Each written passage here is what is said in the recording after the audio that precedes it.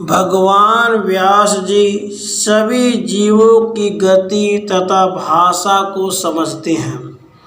एक बार जब वे कहीं जा रहे थे तब रास्ते में उन्होंने एक कीड़े को बड़े वेग से भागते हुए देखा। उन्होंने कृपा करके कीड़े की बोली में ही उससे इस प्रकार भागने का कारण पूछा। कीड़े ने कहा, विश्व वंद्य मुनीश्वर, कोई बहुत बड़ी बैलगाड़ी इधर ही आ रही है, कहीं यह आकर मुझे कुचल न डाले, इसलिए तेजी से भागा जा रहा हूँ। इस पर व्यास देव जी ने कहा, तुम तो तिर्यक योनि में पड़े हुए हो, तुम्हारे लिए तो मर जाना ही सौभाग्य है। मनुष्य यदि मृत्यु से डरे तो उचित है, पर तुम कीट को इस शरीर के छूटने का इतना भय क्यों है? इस पर कीड़े ने कहा, महर्षि, मुझे मृत्यु से किसी प्रकार का भय नहीं है। भय इस बात का है कि इस कुत्सित कीट योनि से भी अधम दूसरी लाखों योनियां हैं। मैं कहीं मरकर उन योनियों में न चला जाऊं।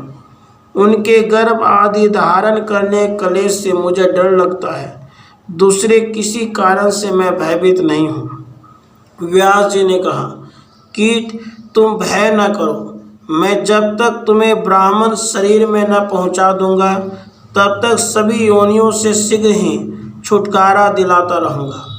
व्यास जी के यूँ कहने पर वह कीड़ा पुनः मार्ग में लौट आया और रथ के पहिए से दबकर उसने प्राण त्याग दिए।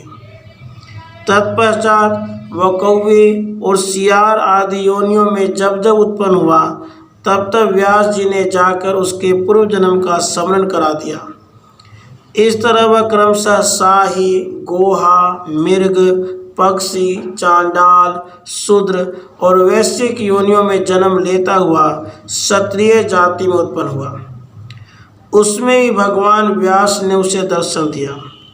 वहाँ वह प्रजा पालन रूप धर्म का आचरण करते हुए थोड़े ही दिनों में रणभूमि में शरीर त्याग कर ब्राह्मण योनि में उत्पन्न हुआ। जब वह 5 वर्ष का हुआ तभी व्यास देव ने आकर उसके कान में सारस्वत मंत्र का उपदेश कर दिया। उसके प्रभाव से बिना ही पढ़े उसे संपूर्ण वेद, शास्त्र और धर्म का स्मरण हो आया। पुनः भगवान व्यास देव जी ने उसे आज्ञा दी कि वह कार्तिकेय के क्षेत्र में जाकर नंदभद्र को आश्वासन दे। नंदभद्र की कथा अन्यत्र आ चुकी है। नंदभद्र को यह शंका थी कि पापी मनुष्य भी सुखी क्यों देखे जाते हैं। इसी कलेश से घबराकर वे बहुदक तीर्थ पर तप कर रहे थे। नंदभद्र की शंका का समाधान करते हुए इस सिद्ध सारस्वत बालक ने कहा था, पापी मनुष्य सुखी क्यों रहते हैं, यह तो बड़ा स्पष्ट है। जिन्होंने पूर्व जन्म में तामस भाव से दान किया है, उन्होंने इस जन्म में उसी दान का फल प्राप्त किया है।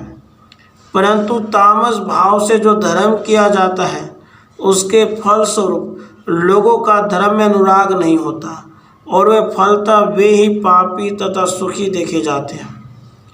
ऐसे मनुष्य पुण्य फल को भोग कर अपने तामसिक भाव के कारण नरक में ही जाते, इसमें संदेह नहीं। इस विषय में मार्कंडेय जी की कही ये बातें सर्वदा ध्यान में रखी जानी चाहिए।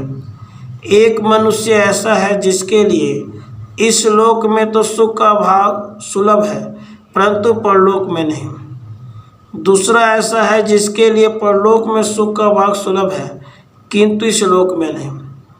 तीसरा ऐसा है जो इस लोक और परलोक में दोनों ही जगह सुख प्राप्त करता है।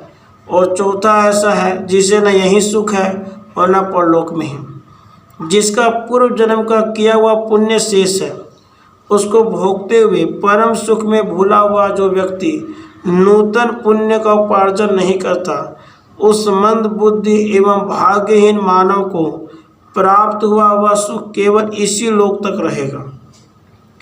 जिसका पूर्व जन्मोपार्जित पुण्य तो नहीं है, किंतु वह तपस्या करके नूतन पुण्य का उपार्जन कर रहा है, उस बुद्धिमान को परलोक में अवश्य ही विशाल सुख का भोग उपस्थित होगा, इसमें रंच मात्र भी संदेह नहीं।